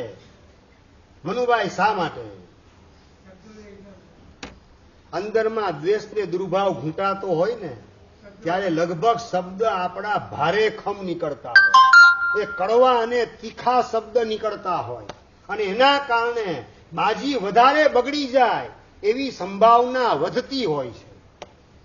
અને જ્યારે એના પ્રત્યે મંગલ મૈત્રી ભાવ રાખી એનું ભવિષ્ય ઉજળું બને અને એક પિતા તરીકે માતા તરીકે મારું કર્તવ્ય અદા કરવું એ મારી ફરજ છે, કર્તવ્ય પાલન સમજી એના પ્રત્યે મંગલ મૈત્રી ભાવ રાખી એનું ભવિષ્ય ઉજળું બને એ ભાવ રાખી અને સમજાવવાનો પ્રયત્ન કરો, તો એની અંદર શબ્દ એ મુલાયમ નીકળે, એ શબ્દ કોમળ નીકળે, વાત્સલ્યથી વણાયેલા શબ્દો નીકળે, અને એ શબ્દો એના હૃદયને સોસરવા સ્પર્શી જાય, એના મનમાં ઉતરી જાય, અને એને રિયલાઇઝ થાય કે ના, this is fault, this is my fault, આ મારી ભૂલ છે. અંદરમાં પોતાને સમજાઈ જાય, રિયલાઇઝ થાય, અને ઓટોમેટિક ભૂલથી પાછા ફરવાનો પ્રયાસ કરે, અને એના પ્રત્યે દ્વેષ દુર્ભાવ રાખીને એને સુધારવા માટેનો કરેલો પ્રયત્ન મોટા ભાગે એમાં તમને નિષ્ફળતા આપે. શબ્દો આપણા કડવાને તીખા નીકળવાના કારણે. નંબર 2, તમે જ્યારે એને સમજાવવાનું કામ કરો એ વખતે તમારા શબ્દો એને જે સ્પર્શે ને એની પહેલા, અશ્વિનભાઈ, તમારા મનના ભાવ એના મનને પહેલા સ્પર્શી જતા હોય છે. શબ્દો પછી સ્પર્શવાનું કામ કરે, પહેલા તમારા ભાવ એના મનને સ્પર્શી જાય, અને એના પ્રત્યેનો દ્વેષ કે દુર્ભાવ તમારા મનમાં સંગ્રહેલો એના મનને સ્પર્શી જાય, પછી સાચી પણ વાત કડવાને તીખા શબ્દોમાં તમે કહેલી હોય એના ગળામાં ઉતરે નહીં, કારણ કે એ સમજે છે ભલે વાત સાચી હોય પણ મારા પ્રત્યે દ્વેષ રાખીને વાત કરે છે, મારા પ્રત્યે દુર્ભાવ મનમાં સંઘરીને વાત કરે છે, હવે તો હું નહીં સુધરું. આ પ્રકારની નવી ગાંઠ બાંધવાની અંદર સામેની વ્યક્તિ અટવાઈ જાય તેવી ઘણી બધી સંભાવના વધતી જાય છે. તો જેમાં માત્ર નુકસાનીની સંભાવના વધતી હોય એવા માર્ગે મારે ડગલા શા માટે માંડવા, અને મારી પ્રકૃતિ એ સુધરે કે ન સુધરે, પણ સાત્વિક બનવાના બદલે મારી પ્રકૃતિ તામસી બનતી જાય છે. મારા પક્ષે પણ નુકસાન, સામાના પક્ષે પણ નુકસાન થાય એવા માર્ગે ભૂલે ચૂકે પણ મારે ડગલા માંડવા નથી. મારે ડગલા માંડવા તો જેમાં મારા આત્માને નુકસાની થાય નહીં અને એનું પણ મંગલ થાય, કલ્યાણ થાય, એ માટે મારા મનને એના પ્રત્યે મંગલ મૈત્રી ભાવથી ભાવિત કરી અને પછી સમજાવવાનો પ્રયત્ન કરું. અને જો કદાચ મારા કર્મ સાચું બોલો એ સુધરે એની અંદર, માનો કે દીકરો ન સુધરે, તમે સમજાવવાનો પ્રયત્ન કરો, માને ની સમજે ની સુધરે નહીં, વાંક કોનો ગણો તમે? વિનીતભાઈ, વાંક કોનો ગણો? એ અપાત્ર છે એવું લાગે કે મારું પુણ્ય કાચું છે એમ લાગે. જવાબ જોઈએ મને મનોજભાઈ. મારું પુણ્ય નબળું છે માટે નથી માનતો કે નાલાયક છે માટે નથી માનતો, અંદરમાંથી અવાજ કયો ઉઠે પાછળ વાળો એ બોલવામાં તમને સંકોચ થાય છે કે નાલાયક છે એ હૃદયનો ભાવ વ્યક્ત સમાજમાં સંઘની વચ્ચે કઈ રીતે કરવું, પણ અંદરમાં ભાવ તો આ જ કે બીજો કોઈ. આપણે અંદરમાં એના પ્રત્યે નબળો અભિગમ રાખવો નથી. મારું પુણ્ય માયકાંગલું છે માટે માનતો નથી. ન બને એવું કદાચ તમે સમજાવવાનો પ્રયત્ન કરો, એમાં નિષ્ફળતા તમને મળે અને તમારા ઘરવાળા છોકરાની મમ્મી એને સમજાવવાનું કામ કરે, 2 મિનિટમાં સમજી જાય, સુધરી જાય. ન બને આવું તો નાલાયક કઈ રીતે રહ્યો એમ પૂછું છું. જો સમજી જાય, સુધરી જાય તો નાલાયક કઈ રીતે સાબિત થાય? ત્યાં ફોલ્ટ કોનો? ભાઈ તમે સમજાવો ને ન સમજે ને એની માં સમજાવે ને સુધરી જાય તો વાંક કોનો એમાં? ના ખુલ્લા દિલે બોલો જેવો અમારો વાંક. અમારો એટલે એની અંદર બસ મેં એના પ્રત્યે સંગ્રેલો દ્વેષ અને દુર્ભાવ, એના જ કારણે મારી સાચી વાત એનો સ્વીકાર એ કરતો નથી. અને આપણા હૃદયના ભાવ આપણા સંતાનને છે ને પેલા સ્પર્શી જતા હોય છે. આપણા શબ્દો એ પછી સાંભળે, પેલા આપણા ભાવને સાંભળી એનું હૈયું સાંભળી લેતું હોય છે. જમવાનો સમય થયો બપોરે અને દશરથ પોતાના ભાણે ગોઠવાય છે અને કૌશલ્યા વાત કરે કે તમને પછી પીરશું, પેલા રામને બોલાવી લો પછી તમને પીરશું, બેને સાથે પીરશું, બેને સાથે જમાડવું. એ દશરથ ભાણે બેસેલા ઉભા થયા, ક્યાં ગયો રામ? રામ બૂમ પાડે, રામ દેખાતા નથી. એક રૂમ, બીજો રૂમ, ત્રીજો રૂમ જાય, ગેલેરીમાં ગયા ને રામ દેખાય, એ રામ જલ્દી જમવા ચાલ. અને રામ જમવાના બદલે ભાગવાનું કામ કરે. નાનકડા રામચંદ્રજી હતા ત્યારનો પ્રસંગ, અને એની પાછળ દોડવાનું કામ દર્શાવે. અલ્યા તું રામ જલ્દી ચાલ, જમવાનો ટાઈમ થઈ ગયો. એની પાછળ બૂમ પાડતા જાય, દોડતા જાય. અને રામ હતા ગેલેરીમાંથી રૂમમાં ને રૂમમાંથી બીજા રૂમમાં ગોળ ગોળ ફરે રાખે. દશરથજી થાકી ગયા, થાકીને ભાણે આવીને બેઠા. એ તો જમવા આવવા માંગતો નથી, મને તું જમાડ, જલ્દી ભૂખ લાગી છે. ના રામ વગર તમને હું નહીં પીરશું, તમને બેયને હું સાથે પીરશું. અરે કેટલી 10 મિનિટથી દોડધામ મને કરાવે, આવતો નથી, સમજતો નથી. હવે માને એમ નથી, તું જલ્દી મને પીરસી દે. ન શેનો માને, જરૂર માનશે. અને કૌશલ્યા ઉભી થઈ અને બૂમ પાડે, બેટા રામ ચાલ, જમવાનો ટાઈમ થઈ ગયો. એક બૂમ પાડીને સડસડાટ રામચંદ્રજી હતા ભાણે ગોઠવાઈ ગયા, બેહી ગયા, દશરથની બાજુમાં આવી ગયા. ને દશરથ આમ ઘુરક્યા કરીને જોયે રાખે, સાલા આટલો મને દોડાવવાનું કામ 10 મિનિટથી મને લેફ્ટ રાઈટ લેવડાવે છે. અને આમથી તેમ ગેલેરીમાંથી રૂમમાં ને રૂમમાંથી ગેલેરીમાં. જેવા રામચંદ્રજી આવ્યા ને દશરથ ઉભા થઈ ગયા. રામ બેઠા ને દશરથ ઉભા. એ ઉભા કેમ થઈ ગયા? આ ઘરમાં આટલો હળહળતો અન્યાય હું નહીં ચલાવી દઉં. બેસો બેસો, શાંતિથી બેસો, બધું ઘરમાં ન્યાય જ છે. કુદરતના ઘરમાં ક્યાંય અન્યાય નથી હોતો. શાંતિથી બેસીને જમી લો, તમને જમાડું. ના હવે જમવા બેહે બીજા. આટલો હળહળતો અન્યાય, આટલી 10 મિનિટથી બૂમ પાડું ને રામ જમવા ના આવે ને તે એક બૂમ પાડીને તરત પૂછડી પટપટાવતો ગલુડિયો આવે એવી રીતે આવીને બેહી ગયો પોતાની જગ્યા. સમજે જ શું? આટલો ઘોર અન્યાય હું નહીં ચલાવું. તમે શાંતિથી જમી લો, બધું ન્યાય છે કુદરતના ઘરમાં. સાચું બેહી જાઓ શાંતિથી. ના મારા મનમાં સેટ થતું નથી, મને સમાધાન નહીં થાય ત્યાં સુધી હું જમીશ નહીં. શું સમાધાન? અરે 10 મિનિટથી હું બૂમ પાડતો તો છતાં એવું નહીં, તે એક બૂમ પાડીને આવી ગયો. કારણ શું? સાવ સીધી વાત છે કે તમે બૂમ પાડી એની પાછળ તમારો ભાવ જાતે જમવાનો હતો, અને મેં બૂમ પાડીને એની અંદર મારો ભાવ એને જમાડવાનો હતો. એ મારા હૃદયના ભાવ એને સ્પર્શી ગયા માટે એ તરત જમવા માટે બેસી ગયો. તમે બૂમ પાડી એમાં ભાવ એને જમાડવાનો નતો, જાતે જમવાનો ભાવ એ હાઈલાઇટ થતો હતો. એના કારણે એ નતો બેહી ગયા. સમજાઈ ગયું બરાબર? શાંતિથી બેહી જાવ ચૂપચાપ. અને દશરથ જમવા બેહી ગયા. સમજાવ? તમને એ કહેવા માંગુ છું કે આપણે બોલીએ ને એની પાછળ આપણા જે ભાવ હોય સામેની વ્યક્તિને પહેલા સ્પર્શી જતા હોય છે.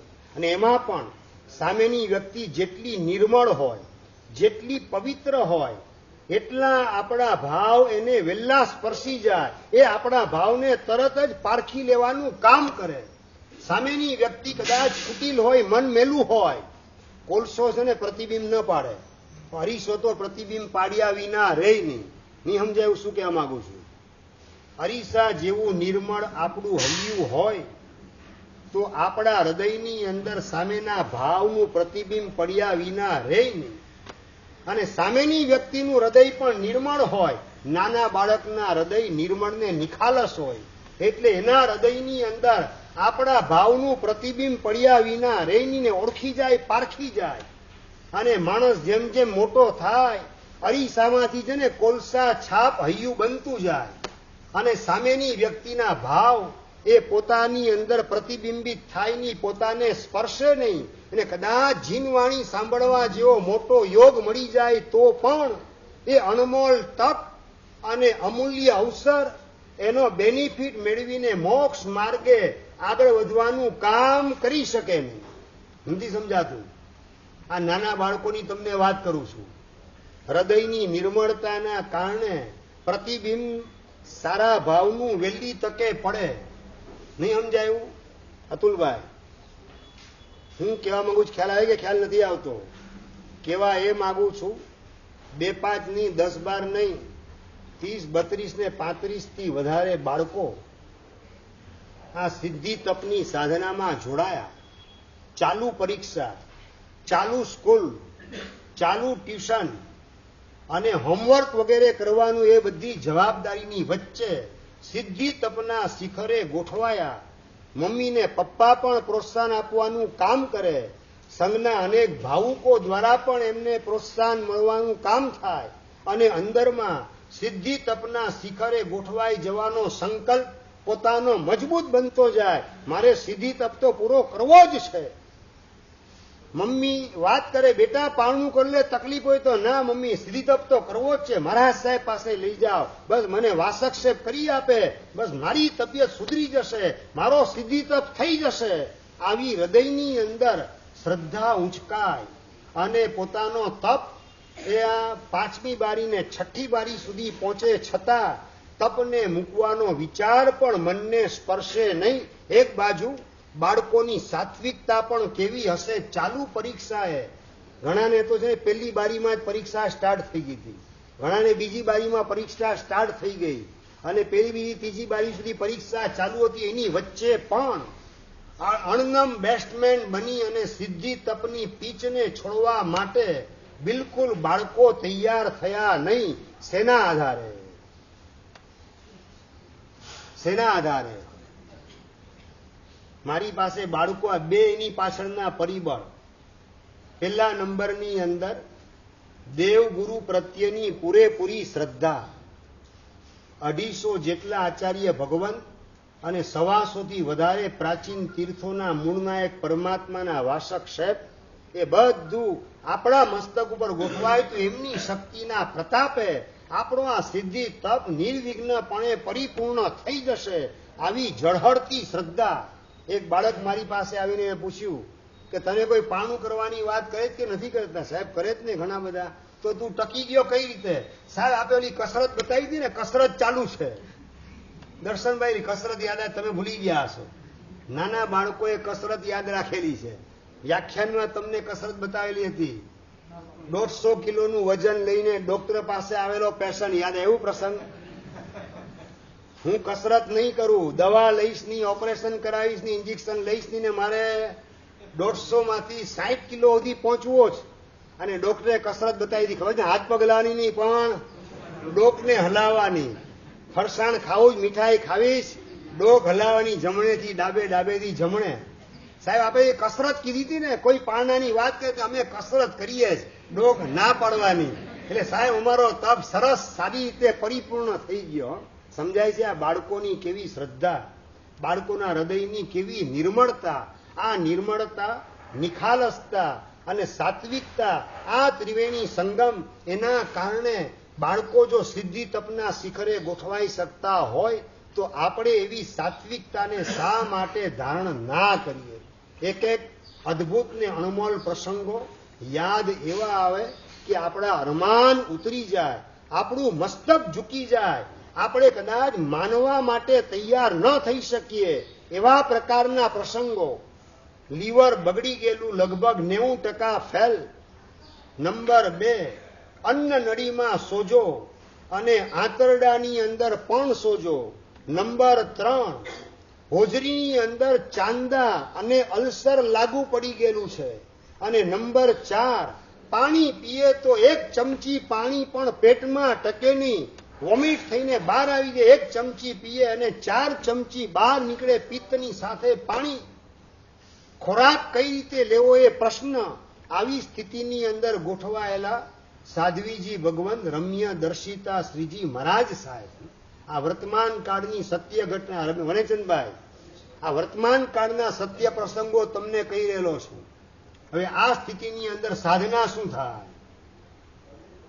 ધનેશભાઈ, સાધના શું થાય? સુરેશભાઈ, લીવર 90% ફેલ, અન્નનળીમાં સોજો, આંતરડામાં સોજો ને હોજરીની અંદર ચાંદા પ્લસ અલ્સર, અને 1 ચમચી પાણી પીએ ને 4 ચમચી પિત્ત વગેરે બહાર નીકળે, અંદર ન ખોરાક જઈ શકે ન પાણી જઈ શકે એવી સ્થિતિની અંદર ઘણા બધા ડોક્ટરોને બતાવ્યું.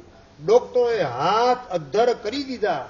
અમદાવાદના અચ્છા ડોક્ટરોએ સાર હોસ્પિટલની અંદર જયા ત્યાંથી પણ પોતાને ડોક્ટરે હાથ ઊંચા કરીને વિદાય આપી દીધી. અમારી પાસે આનો કોઈ ઈલાજ નથી. પણ સાધ્વીજી ભગવાન સાત્વિક પ્રકૃતિ વાળા હતા. ડોક્ટરો જ્યારે હાથ ઊંચા કરે ત્યારે હાથ ઝાલવાનું કામ પરમાત્મા કરે છે. ડોક્ટરોની સીમા જ્યારે પૂરી થઈ જાય ત્યાંથી પરમાત્માની સરહદ શરૂ થતી હોય છે. આવી પૂર્ણ સાત્વિકતા સાથે, શ્રદ્ધા સાથે અમદાવાદથી વિહાર કરી, વ્હીલચેરની અંદર બેસી વિહાર કરીને પહોંચ્યા પાલીતાણા. તળેટીની સ્પર્શના કરે, બસ દાદા તારી પાસે આવેલ છું, તારા શરણે આવેલ છું, તને મારો કેસ સોંપવો છે, બસ મારો કેસ તું સંભાળીશ એવી મને પૂરેપૂરી શ્રદ્ધા છે.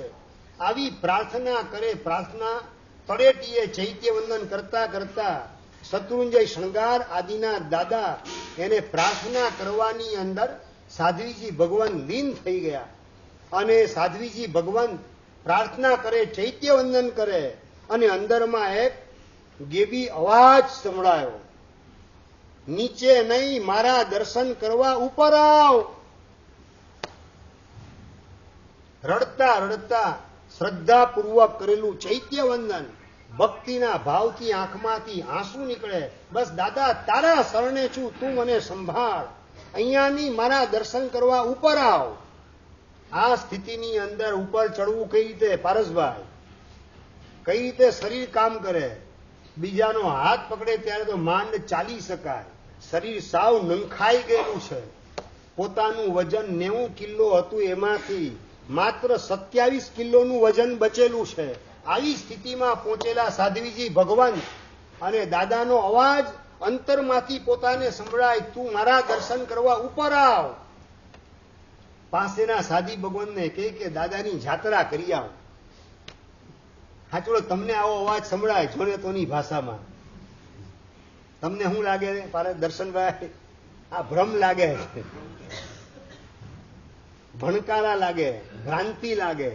અને પેલા સાધીજી બાજુના પોતાના ગુરુબેનને કહે છે, દાદા મને બોલાવે છે. આ સ્થિતિમાં કઈ રીતે જશો પણ ઉપર? દાદા મને બોલાવે છે માટે જાઉં છું. દાદા જાત્રા કરાવશે. દાદા પ્રત્યેની મને પૂર્ણ શ્રદ્ધા છે. અત્યંત ઉત્કંઠા તીવ્ર હતી. પાસે ગુરુબેનો હતા કે વાંધો નહીં, અમે તમારી સાથે આવી, આપણે જાત્રા કરીએ. એનો હાથ ઝાલીને જાત્રા કરાવે અને ઉપર પહોંચ્યા. બરાબર 3.5 કલાકે ઉપર પહોંચ્યા. તમે લગભગ કલાક સવા કલાકમાં ઉપર પહોંચી જાઓ. અને 3.5 કલાકે ઉપર પહોંચ્યા સાધ્વીજી ભગવાન. એ પણ આજુબાજુ 2 સાધ્વીઓને હાથ પકડીને ઉપર પહોંચાડ્યા, જાત્રા કરાવી. ત્યારે 3.5 કલાકે પહોંચ્યા. દાદાના દરબારમાં પહોંચી અને આંખમાંથી આંસુની ધાર નીકળે. દાદા તે મને દર્શન આપ્યા, તારી કૃપાથી અહીંયા સુધી પહોંચી, મારી કોઈ તાકાત નથી. બસ દાદા હવે તારા શરણે છું, તું મને સંભાળજે. આવા પ્રકારની પ્રાર્થનાની અંદર સાધ્વીજી ભગવાન લીન થઈ ગયા. 3.5 કલાકે ઉપર આવ્યા. 1 કલાક સુધી દાદાની ભક્તિમાં લીન બન્યા. અને દાદાનો ફરીથી બીજો અવાજ અંદરમાંથી પોતાને સંભળાય કે આ એક જાત્રાથી પતાવવાનું નથી. 24 છઠ અને 7 જાત્રા કરવાની જ. અતુલભાઈ, હવે આ સ્થિતિમાં લીવર ફેલ, 90% લીવર બંધ થઈ ગયેલું છે કામ કરતું.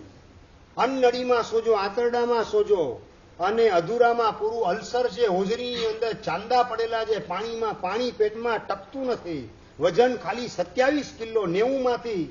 અને આ સ્થિતિમાં દાદાએ સંકેત આપ્યો 24 છઠ અને 7 યાત્રાની અંદર ઝુકાવી દે. બસ આજ્ઞા પ્રભુનામ અવિચારણીય. બસ પ્રભુનો આદેશ થાય એમાં મારે કોઈ વિચાર કરવો નથી. મારા મનની અંદર આડાઅવડા વિકલ્પોને એન્ટ્રી આપવી નથી. પોતાના ગુરુબેન બાજુમાં હતા, એને વાત કરે, ભગવાન મને આવો સંદેશ આપે છે એટલે હું ઘેટી પાક જાઉં છું જાત્રા માટે. 7 યાત્રા 24 છઠ કરીને મારે કરવાની ભાવના છે. દાદાએ સંકેત આપ્યો. કેવી સાત્વિકતા હશે. આપણે આ જગ્યાએ હોઈએ. વિનીતભાઈ, આપણી જાતને પ્રશ્ન પૂછીએ. રાજનભાઈ, આપણી જાતને પ્રશ્ન પૂછીએ, અંદરથી જવાબ શું નીકળે? 24 છઠ એટલે પાણી પીધા વગર 2 ઉપવાસ સળંગ કરવાના. અને એમાં 7 જાત્રા, ચડવાનું ઉતરવાનું, 7 વાર ચડવાનું, 7 વાર ઉતરવાનું. અને પાલીતાણાનો ડુંગર. અને એ પણ અત્યારે વાગેલા છે 11 વાગે. હજી અડધી જાત્રા થઈ. ઉતરે પછી 1 જાત્રા પૂરી થાય. અને 24 છઠ અને 7 યાત્રા એનો આપેલો સંકલ્પ, સંકેત શું કરવાનું ભાઈ? રાહુલભાઈ, ભાઈ આપણી ક્યાં તાકાત છે આ 7 જાત્રા ને છઠ થઈ શકે? સંજયભાઈ, વિચાર આવે કે બીજો આવે? અને સાધ્વીજી ભગવાન આ વિચાર કરવાના બદલે જેમણે સંકેત મને આપેલો છે એ જ મને 24 છઠ અને 7 યાત્રા પરિપૂર્ણ કરાવશે. આમાં મારી ક્યાં કોઈ જિમ્મેદારી આવે છે? સંકેત આપે છે, સંદેશ આપે છે, બસ એની જવાબદારી છે. દાદા જ મને અહીંયા સુધી પહોંચાડે છે તો દાદા જ મને 7 જાત્રા છઠની સાથે કરાવશે. એવી પરિપૂર્ણ શ્રદ્ધા રાખી 24 છઠ અને 7 યાત્રા. પહેલે દિવસે 3 યાત્રા અને બીજે દિવસે 4 યાત્રા કરી. ચિંતન તું કરે તો પહેલે દિવસે 6 ને બીજે દિવસે 1, લગભગ 6 ને 7 યાત્રા કરનાર પહેલે દિવસે 5 કે 6 કરી લે, એ બીજે દિવસે 1 કે 2 વચ્ચે વાંધો ના આવે. આ સાધ્વીજી ભગવાન તે પહેલે દિવસે 3 અને બીજે દિવસે 4 યાત્રા, 24 છઠ અને 7 યાત્રા પરિપૂર્ણ કરી. વાત તો હજી આ પૂર્ણવિરામ નથી, આ અલ્પવિરામ છે. હજી આગળની વાત બાકી છે. સાધ્વીજી ભગવાન 7મી યાત્રા કરે, દાદાની પાસે પ્રાર્થના કરે, દાદા આપે મને યાત્રા કરાવી છઠ સાથે, બસ આપની કૃપાથી બસ 3 ભવની અંદર મારો મોક્ષ નિશ્ચિત થઈ ગયો, એનો મને અપાર આનંદ છે. આપની કૃપાથી યાત્રા કરાવી. અને દાદા નવો 3જા નંબરનો સંકેત આપવાનું કામ કરે. 24 છઠ ને 7 યાત્રા કરવાથી કામ પતતું નથી. આ રીતે તારે 99 યાત્રા પૂરી કરવાની જ. હરેશભાઈ, આ 3જા નંબરનો સંકેત. 99 યાત્રા, 24 છઠ અને 7 યાત્રા એકવાર, પાછો પારણું બીજે દિવસે કરી. અને પારણાની અંદર પાણી વાપરે તો અંદર ઉતરી ગયું, સમાઈ ગયું. ખોરાક પણ અંદરમાં સમાઈ ગયો. Vomit stop. પેટનો દુખાવો બંધ. 24 કલાક ચાલતો દુખાવો એ બંધ થઈ ગયો. હું જે સાધ્વીઓની વાત કરું છું એને મેં નજરે નિહાળેલા છે, એની તમને વાત કરી રહેલો છું. 24 છઠ અને 7 યાત્રામાં પેટનો દુખાવો ગાયબ. પાણી પીધેલું ટકે પારણા પછી. અને ગોચરી પણ પેટની અંદર ટકે. આજુબાજુના સાધ્વી ભગવાન આશ્ચર્યચકિત થઈ ગયા. દાદાએ સંકેત આપ્યો છે આવતીકાલે 6 ને 7 યાત્રા ફરીથી કરીશ. એક જ દિવસ પારણું અને પાછો 6 24 અને એની અંદર 7 યાત્રા. હા ચલો, તમે સીધી તપની અંદર બીજા માળે રહેતા હો કે પેલે માળે રહેતા હો ને લિફ્ટની વ્યવસ્થા હોય, શું કરો અશોકભાઈ? બટન દબાય જ જાય, લિફ્ટમાં ગોઠવાઈ જાઓ, લિફ્ટ દ્વારા તમે ઉપર ચડવાનું કામ કરો. એના બદલે આ સાધ્વીજી ભગવાન લિફ્ટનો તો વિચાર કોઈ કરવાનો જ ન હોય. સપનાની અંદર સંયમ જીવનમાં 24 છઠ અને 7 યાત્રા, એક દિવસ પારણું કરી, બીજે દિવસે 24 છઠ, એની અંદર 7 યાત્રા. જાણે કે ઉડતા હોય એવું લાગે. આ ડુંગર ચડતા નથી, ઉડતા ઉડતા જાણે કે આગળ વધતા હોય. કારણ કે દાદા મને જાત્રા કરાવે છે, દાદા મારો કેસ સંભાળે છે, મારા માટે હવે કશું ઇમ્પોસિબલ નથી. સમજાય છે? સિદ્ધિ તપના બધા તપસ્વી, દાદા આપણને સિદ્ધિ તપ કરાવે છે. બસ દાદાની કૃપાથી હવે તો દીવો માવાનું ઘર કેટલે, બસ એક 7મી બારી બાકી રહી. હવે સામે જ દેખાય સિદ્ધિ તપ. એની પૂર્ણાહુતિ થતા પર્યુષણના 8 દિવસોમાં તો સિદ્ધિ તપની ઉજવણી ચાલતી હશે, અને એ ઉજવણીની અંદર 2 ટાઈમના વ્યાખ્યાન વગેરે ચાલતા હશે. 28 તો છેલ્લે ક્યાં પૂરી થઈ જશે એની આપણને ખબર પણ નહીં પડે. બસ આ દાદા આપણને કરાવે. શ્રવણ ભગવાન મહાવીર મહારાજા, એમની કૃપાથી આપણો આ સિદ્ધિ તપ રંગે ચંગે ચાલી રહેલો છે. ઘણા બધા આ સિદ્ધિ તપના તપસ્વી બધાને કહી દઉં કે તમને જોઈને ઘણા બધા અંદરમાં બળતા હોય છે. હા, સાચું કહું છું. ઘણા બધા મને કહેવાય, સાહેબ આ બધાને નાના નાના છોકરાને જોઈને લાગે કે હાલું આપણે ખોટું પારણું કરી લીધું. આપની રજા લેવા માટે આવ્યા હોત તો સાહેબ ટકી ગયા હોત. આ બધાની જેમ અમારે પણ પારણું થઈ જાય. ગઈકાલે ભુજથી અને માંડવીથી સાતા પૂછવા આવેલા રક્ષાબંધનના દિવસે, અને મારી પાસે આવીને વાત કરે, સાહેબ આ લોકોને કોઈને એ સાતા મોઢા ઉપરની જોઈને લાગતું જ નથી કે સિદ્ધિ તપ ચાલતો હોય. મેં કીધું શ્રવણ ભગવાન મહાવીર મહારાજાની કૃપા વર્ષે છે, એના કારણે આ લોકોના સિદ્ધિ તપ નિર્વિઘ્નપણે ચાલી રહેલા છે. તમને જોઈને કેટલાય પસ્તાય છે કે ક્યાં પાસ પાછો આપ્યા વગર જાતે જ પારણું કરી લીધું. ગુરુ મહારાજની રજા લેવા ગયા હોત તો આપણે ટકી જાત અને આ સિદ્ધિ તપના શિખરે ગોઠવાઈ જાત. નાના નાના ભૂલકાઓ એ પણ ઉલ્લાસની ઉમંગથી આગળ વધે. જોઈને કેટલાય લોકો પસ્તાય છે કે આપણે ખોટી ઉતાળ કરી પારણું કરી લેવાની. ને ઘણા કહે છે સાહેબ પાસ ન લીધો એ મોટી ભૂલ થઈ. જો પાસ લીધો હોત તો સાહેબ 100% અમારો પણ સિદ્ધિ તપ થઈ જાત. આ તપસ્વીઓને જોઈને અનેકના મનમાં આવા ઉદ્ગાર નીકળતા હોય છે. બસ આ બધો પ્રભાવ શ્રવણ ભગવાન મહાવીર મહારાજાનો છે. પેલા સાધ્વીજી ભગવાન, એમણે 24 છઠ અને 7 યાત્રા, 10 24 છઠ પૂરા થાય ને જાત્રા કેટલી થાય? 70.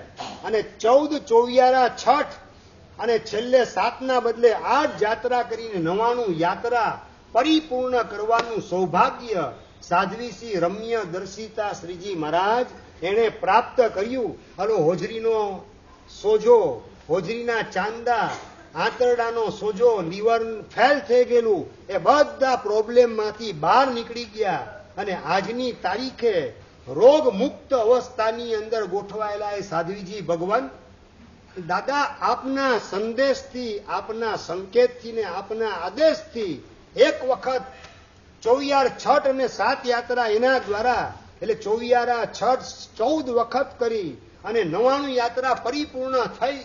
દાદા આપના આદેશથી એકવાર કર્યું, એમાં કઈ મારી બડાઈ નથી.